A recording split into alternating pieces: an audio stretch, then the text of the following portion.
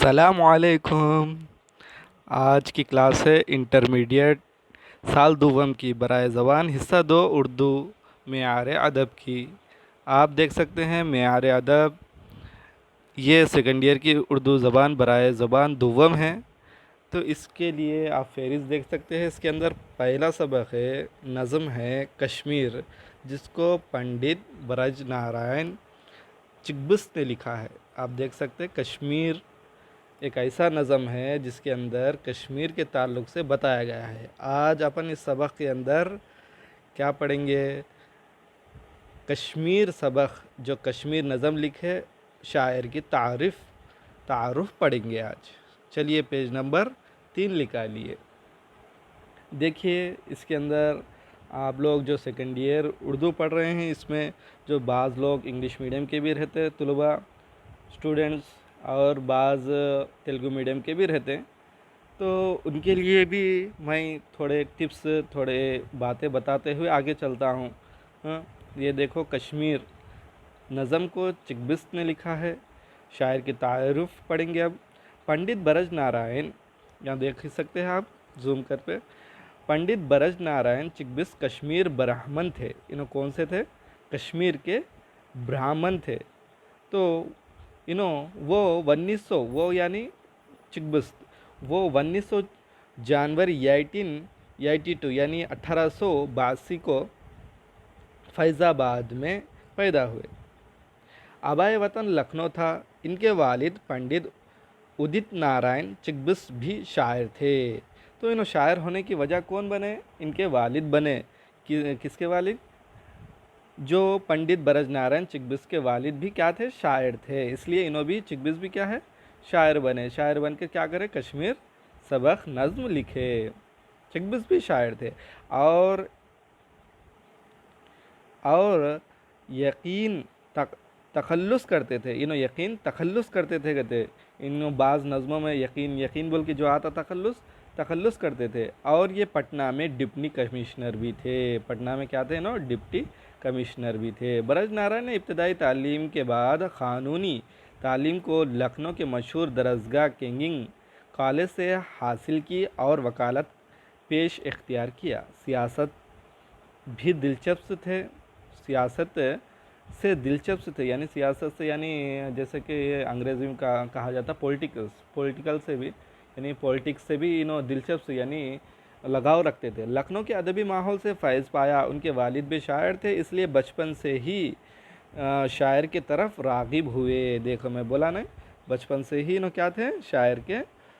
इनके वालिद शायर रहने से बचपन से इन्हों शायर की तरफ मुतवज्जे थे, राग़िब थे, उधर तरफ रहते थे। 9 बरस की उम्र से शेर कहना शुरू किया और 12 साल की उम्र में कलाम पे पुख्तगी आ गई। अरे अब देख सकते 9 साल की उम्र में बच्चा खेलता कूदता, लेकिन इन्होंने शेर शायरियों में मजमुआ हो गए और 12 साल की उम्र में कलाम की पुख्तगी भी आ गई। शायरी में अफज़ल अली ख़ां अफज़ल के शागिर्द थे। शायरी में किसके शागिर्द थे ना? अफज़ल अली ख़ान के टीचर यानी उस्ताद थे। कौन? अफज़ल अली ख़ां अफज़ल शागिर्द थे। चिकबिस्त ने रिवायती अंदाज से शायरी शुरू की और गज़लें भी लिखे, मगर जल्द ही तबीयत का असली रुझान गालिब आ गया और वो नज़म गोही की तरफ मुतवज्जे हो गए। किधर मुतवज्जे हो गए? नज़म गोही की तरफ मुतवज्जे हो गए। इन्होंने कौमी, सियासी, समाजी और नेचुरल नज़में मुस्तकिल तौर पर लिखे। तो इन्होंने क्या लिखे? इन्होंने कौमी यानी कौम के बारे में, वतन के बारे में, सियासत के बारे में, समाजी यानी सोसाइटी के बारे में, नेचुरल आप समझ सकते हैं, मुस्तकिल तौर पर लिखे। जो अलवतनी हुब्बुल वतनी के मौज़े पर इनकी नज़में अहले हिंद को वतन की अज़मत और अक़ीदत का पैगाम देती है। हुब्बुल वतनी नाम पर इन्हों जो मौज़ू पर इनके नज़में हैं, तो इसके अंदर क्या बताते हैं?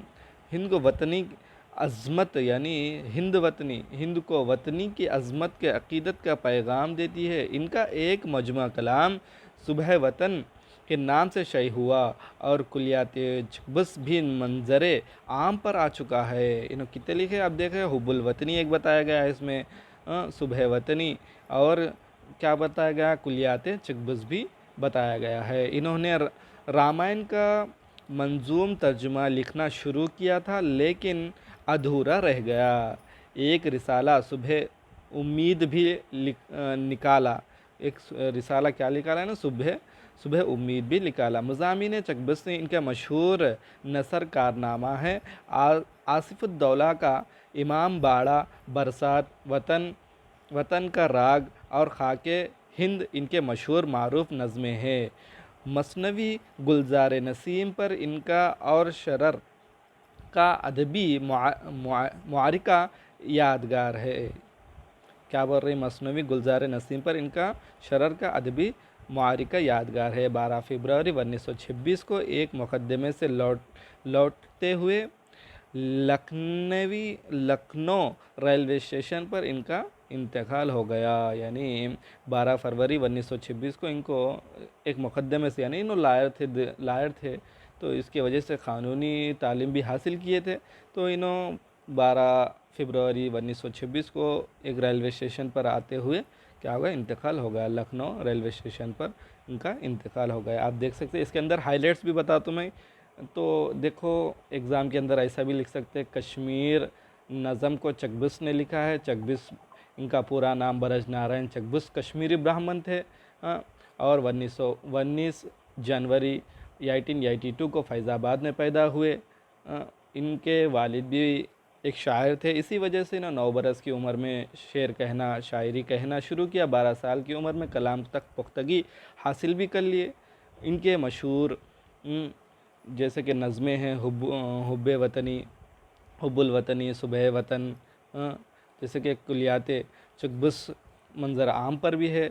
और इनके जो मशहूर जो है, जैसे कि आसिफुद्दौला का इमाम बाड़ा, बरसात, वतन का राग और खाके हिंद इनके मशहूर मारूफ नज़में भी है। और एक मुकदमे से, क्योंकि इन्होंने क़ानूनी तालीम हासिल, यानी ला पढ़ाई कर रहे थे, इसके वजह से लायर थे। तो 12 फरवरी 1926 को एक मुकदमे से, यानी एक केस लड़कर या कुछ मुकदमे से वापस आ रहे थे तो लौटते हुए लखनऊ रेलवे स्टेशन के पास इनका इंतकाल हो गया। आप देख सकते हैं नेक्स्ट पार्ट में इस सबक के जो अगला मुकाम है, जो अगला कदम है, उसके ऊपर अपन नज़र डालेंगे। जो कश्मीरी सबक नज़म के अंदर क्या अशार लिखे हैं, चकबुस ने क्या बताए हैं कश्मीर के बारे में, अगले पार्ट के ऊपर अपन देखते हैं।